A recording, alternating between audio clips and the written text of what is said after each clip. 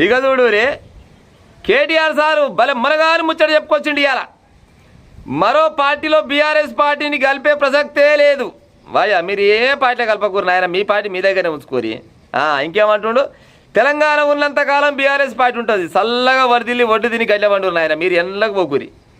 ప్రభుత్వాన్ని నడిపే దమ్ము రేవంత్ రెడ్డికి లేదు, బరాబరిగా లేదు. ఎవరికి ఉంది దమ్ము అంటే మరొకసారి కేసీఆర్కు ఉంటుంది, కేటీఆర్కు ఉంటుంది, కవితమ్మకు ఉంటుంది, హరీష్ రావుకు ఉంటుంది. ఇక ఎవరికి లేదు దమ్ము, బీజేపీలకు లేదు, ఇంకొవరికి లేదు, ఇలాకే ఉంటుంది తెలంగాణ నడిపే దమ్ము.